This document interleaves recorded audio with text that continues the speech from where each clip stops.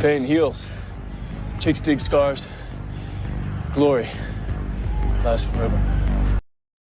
The WNBA just had its All-Star weekend showcasing these wonderful players in Indiana, where it seems like a lot of players had a wonderful, wonderful time. I know that does not jibe with the narrative of how we want to paint Indiana Fever fans and Caitlin Clark fans, but surprise, surprise, a lot of players had a very good time. Now, I got to say, a lot of the footage I saw, I really was wondering if it was the marketing campaign for the launching of a WNBA league-wide OnlyFans account, but maybe that's just me. Let me know your thoughts in the comments or in the chat.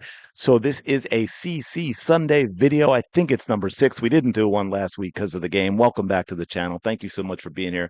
Appreciate all of your support as always. I'm afraid to say this because I don't want to jinx it, but we should be at 14,000 subscribers right now. And I just want to say a heartfelt thank you to every single one of you that supports the channel, that has hit the subscribe button, keeps coming back to watch videos, hits the like button, comments below, shares the video. I discovered the other day I can actually find that stat, and I was surprised at how many people actually share the video. So thank you for that as well. Hey, I have a few things I want to touch on, but I also we'll see if this crashes and burns. Again, you can let me know in the chat or the comments below with this video, but we're going to try something a little bit different. And that is simply while I have some things I want to touch on, I didn't prep as much as I would do for a longer video like this. I kind of just want to go off the riff and touch on some of these things that have occurred the past week. Obviously, we had Caitlin Clark's injury, and we're going to talk about that as well below and see, when is she coming back? If she's coming back, what it means for the rest of the season. We of course had the game itself, which left a lot of people, shall we say, not too happy. Let me put it that way. Not too happy. Why? Because it seemed a lot more like an NBA All-Star game than what we got last year. Because as we know, last year was the first time that there were really a lot of eyes on. And to be fair to the players in this regard, last year was a very unique format that just sort of gave a competitiveness to the all-star game that you don't normally have because you had the Olympic team. So of course the Olympic team does not want to look bad. They don't want to lose. They might not be quite as fired up as the other team, but they don't want to be embarrassed. They don't want to lose. They're the Olympic team, because after that you get to talk. Hey, well, why is so and so on the team and these players aren't? And of course you have the all-stars. Some would be saying, hey, why am I not on the Olympic team? I'm going to show them something. And also, even if you don't think you were on it, just that competitive nature coming out and say, hey, you know what? I'm pretty good too. I've got an opportunity here to make a statement as a player going up against the supposed best team in the world. And then you had the added element of Caitlin Clark and of course, Cheryl Reeve, who was not exactly a fan of Caitlin Clark and the eyeballs she brought to the league because Cheryl Reeve is very, very jealous of Caitlin Clark. So we had the whole, defending at 94 feet and all of that. But people absolutely hated what they saw. There was no competitiveness whatsoever from these players. It was extremely, extremely boring. And what it did, unfortunately, was remind people of the NBA All-Star game of the last number of years. And if you pay attention to that, if you're an NBA fan or just paying attention to it, it has been a disaster. Whew, excuse me, had to pause for a minute. The allergies are kicking in, but we are going to try and get through this. So again, back to the NBA. The NBA All-Star game has been a disaster. That's why you had things like what they tried this year in different formats and so on and so forth, because they're trying to do something that brings back people's interest, that brings back ratings to the All-Star game, because the players are putting forth zero effort. There is no defense at all. There's really not even much effort on the offense. It's just sort of, I'm going to go in and dunk, or everybody stands around the 3-point line and chucks up threes.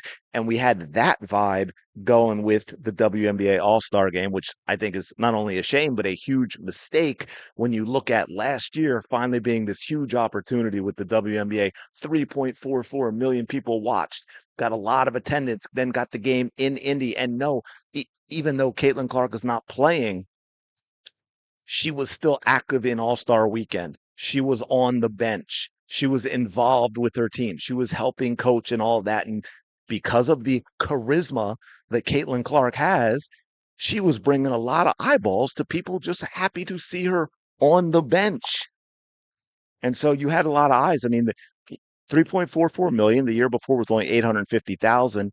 That is the lowest since I think 2005, or not the lowest since 2005, but I'm just saying it was lower than 2005, right? It's like been up over the last few years, but it's still lower than going back a decade, which is another problem that we're talking about. But I think that was a huge mistake. I think these shirts that they all wore, pay us what you owe us. Caitlin Clark, please don't do that anymore. This gave me 2020 vibes. Whether you agree or disagree, that's not the point. A lot of people who may even agree with the message are turned off by how it's being done and how it's being put out there. And I don't think it is a good idea for the players who do not have the leverage they think that they have to be turning the All-Star game into, I don't want to use the word political, but in a way it is. It's political within not the typical politics we think, but it's political within the negotiation of employee employer with the WNBA. Because what they're trying to do is get, just like in politics, right? You want to get that low information voter. That's what the players are trying to do. They're trying to put out a message that appeals to a lot of people who really don't know what's going on, and it's just their reflexes. Yeah, the players are being screwed, but I don't think that helps you with the people sitting across from you at the table. So I think that it was a mistake. And as someone put it,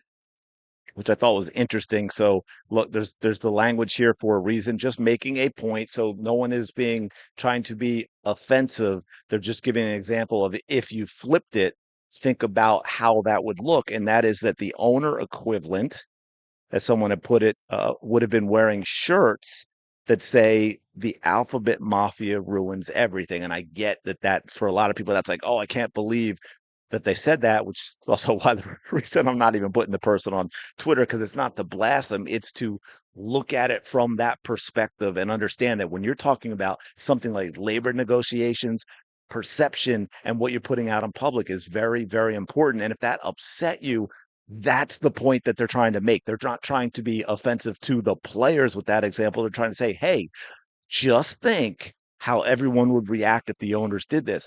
I would not like it, right? Just like I was irked by this. Now the owners, you could say that's even a little more offensive or a little more over the top. The point being, it's not the type of stuff you put out there. Don't do it.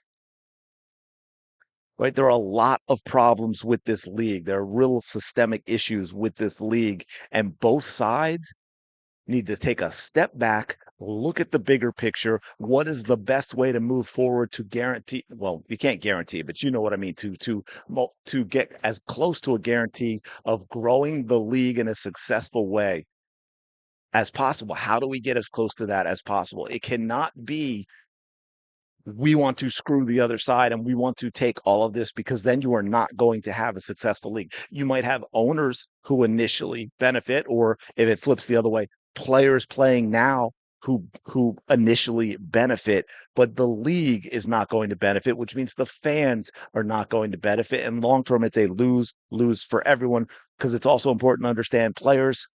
There is not a law out there. There's not a law out there that says we have to have a professional women's basketball league. How think of all the sports, and you know what I mean. If you watch the Olympics, a lot of times say, "Well, wait, that's a sport, and it's in the Olympics," because no one ever watches it any other time. You know what's a huge sport in the U.S., but it's only watched at the college level? And I think they did try once or twice, but because I bring it up because I love watching it, and that's college women's softball. I, I gotta say, if you say what sport do you like more, basketball. What would I rather watch? College women's softball or the WNBA without Caitlin Clark?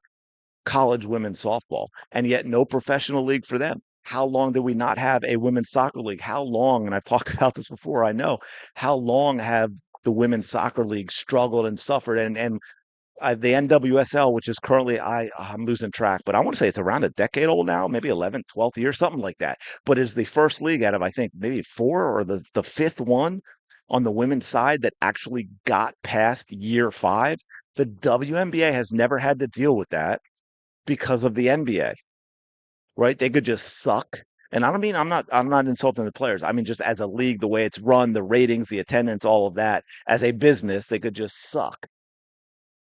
And that's fine. And then there's no incentive to change anything. Whereas women's soccer has got to be successful.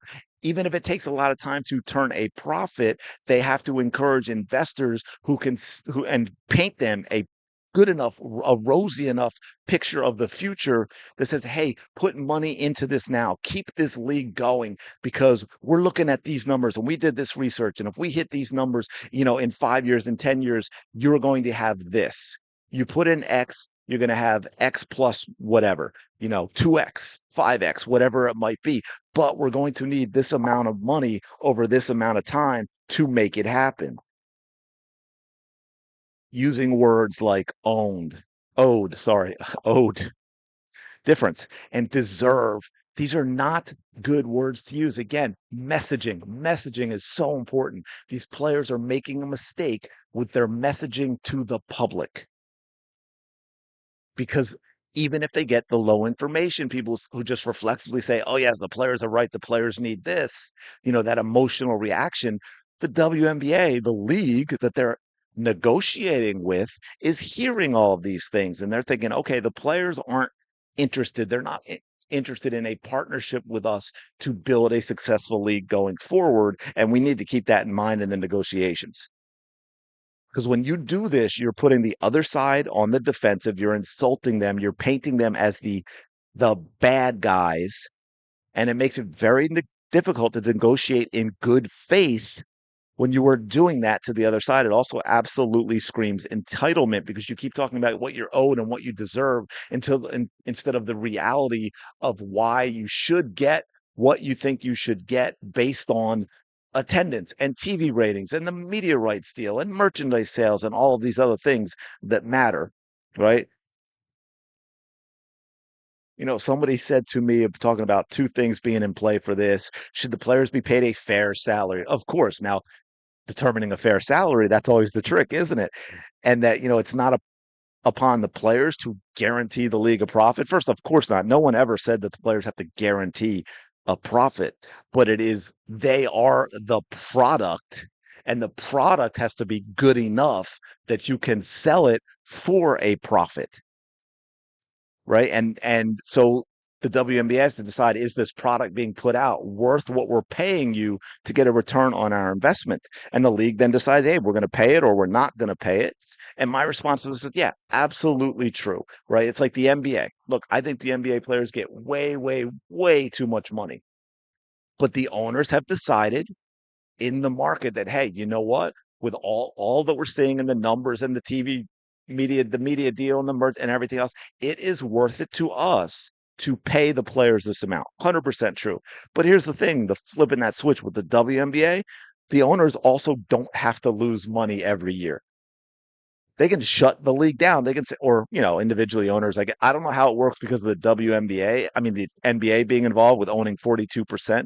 Because I was just going to say, well, the owners can also sell. I don't know if it's any trickier. Do they need the NBA to get on board? Maybe they have to.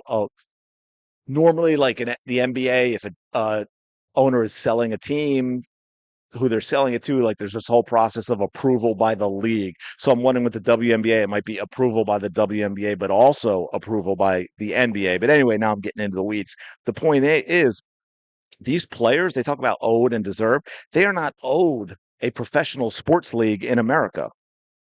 As I said before, a whole lot of sports that don't have the opportunity that these players in the WNBA have. Athletes that work just as hard, if not harder, that play a more difficult sport and so on and so forth, and simply have never gotten the opportunity because they don't have an NBA equivalent for their sport that says, hey, you know what, we're going to put a lot of money into this, we're going to try and grow the women's side. And even then we get into the ratings and people talk about the numbers and the growth, like that's set aside from Caitlin Clark. And of course, now I still say that's the Caitlin Clark effect, is the ancillary growth, but it still falls far short. Even some of Caitlin Clark's ratings numbers is, this is the highest since, right? You have to go back to those golden years of about 99, maybe 2000 to 2005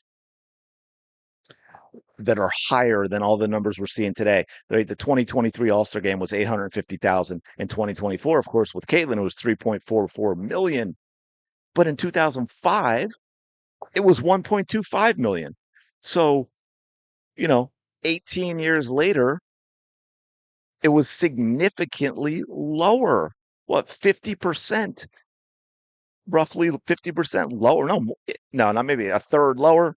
Was that 400,000 at a 125 for about 33% lower?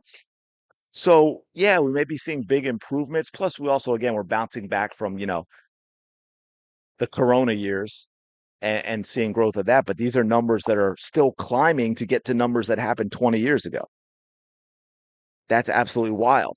And then there's the whole marketing and branding, man. I'm reminded of something I read in a book about branding. I think I read it in the Story Brand, but I'm not sure. It's been a while. I did just buy Story Brand 2.0 yesterday. I got to dig into that.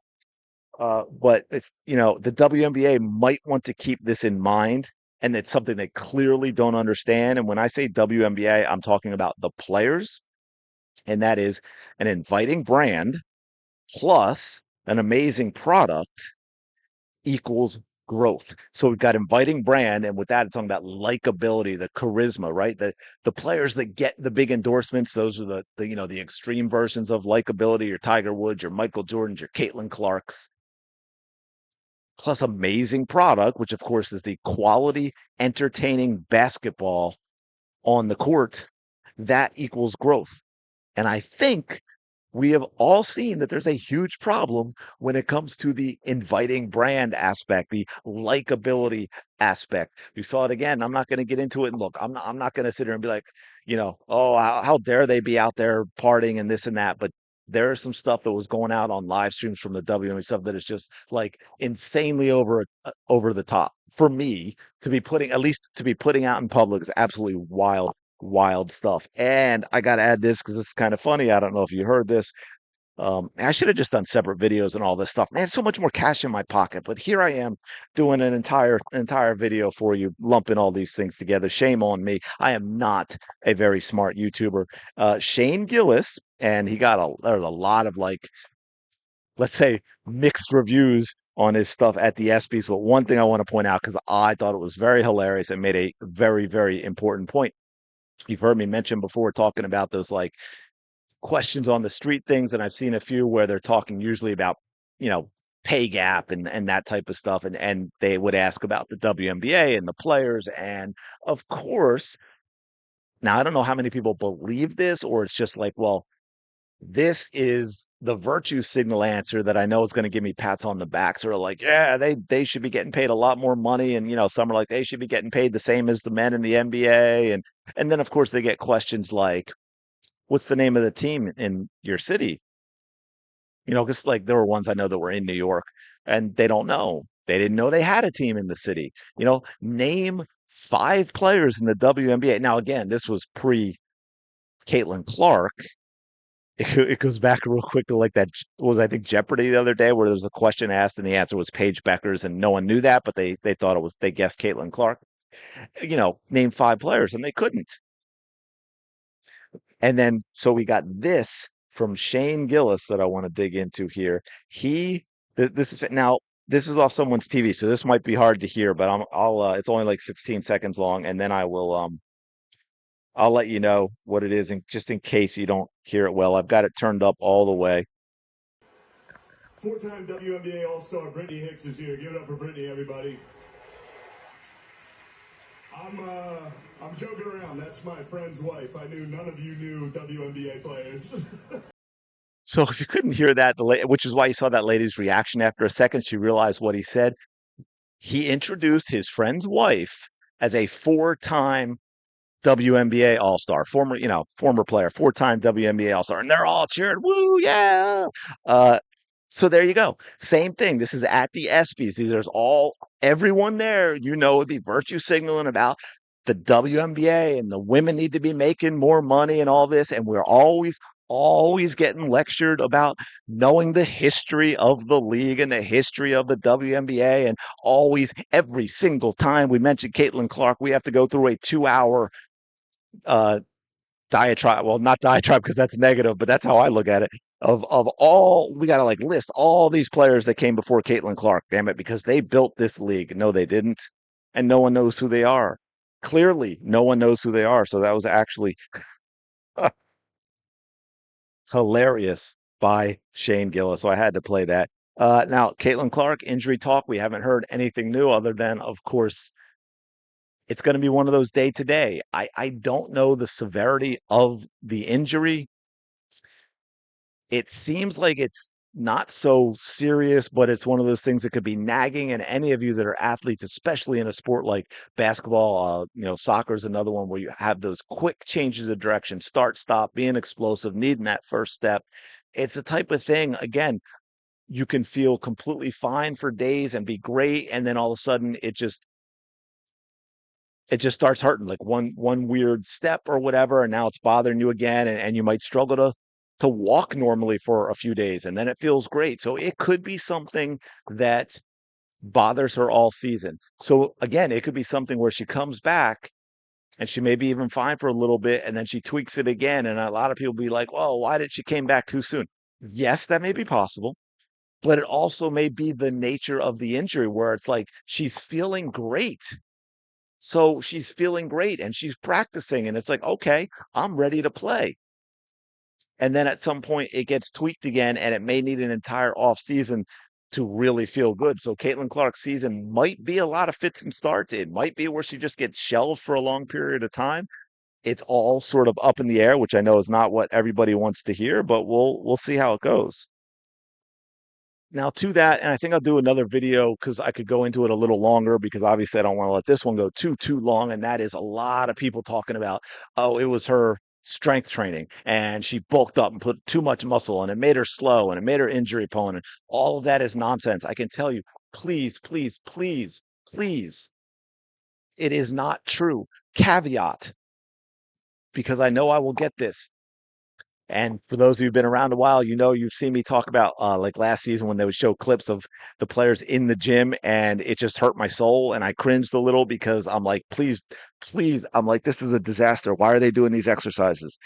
And that is the issue. It's not strength training. See, that's the issue I have because a lot of people are just saying it's the strength training, it's the muscle she added. No and no.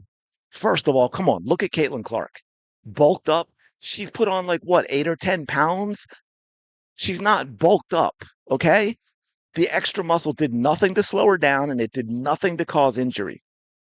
Promise. I've been doing this a long, long time. Iron Man magazine, I don't know if anyone's ever heard it. It's been around since 36. I mean, with the whole digital age, I think it might be like a quarterly magazine now, but for 80 years or whatever, it was like monthly magazine. I got published in that a few times just to give you an idea. I train athletes, and to the point of that, also strength training is the foundation of athleticism. Oh, excuse me, of athleticism. Strength training is the foundation of athleticism. Every single athlete needs to strength train. It will improve your performance. It also will make you resistant to injuries. It does not mean you can't get injured, but it will make you more resistant to injuries. All players should strength train. Okay, please. Again, I'll do a deeper dive into this for those that are interested. Maybe I'll do it as a members only. I don't know. It's not the type of video where I think it's going to get a lot of views, and then that hurts the videos coming after after it, and my channel disappears.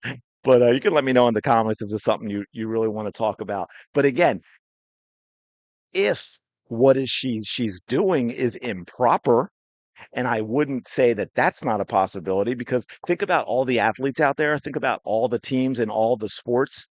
There's no way close to enough good strength training specialists that all the athletes are doing programs they should do. I've said this a million times before. A big problem with a lot of the non-contact injuries we're seeing, well, there's a few things, but one of them is improper training. I will say that, and that's why I said there's a caveat. It's not strength training itself.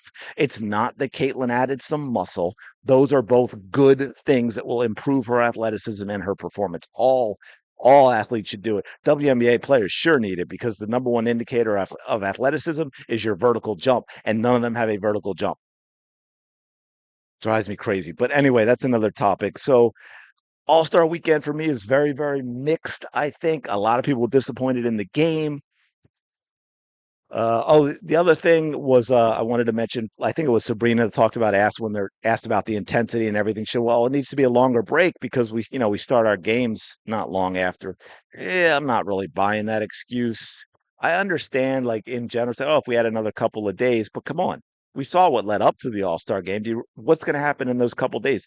They're all going to stay in Indiana and party, and I promise you, late night club life with alcohol it takes a lot more recovery time from that than it does from a game of basketball. 100% true. Anyway, I'm going to leave it there. I appreciate you checking out this video. Let me know all your thoughts in the comments below. Smash that like button, subscribe to the channel. Yeah, go have the day you deserve. I'll talk to you later.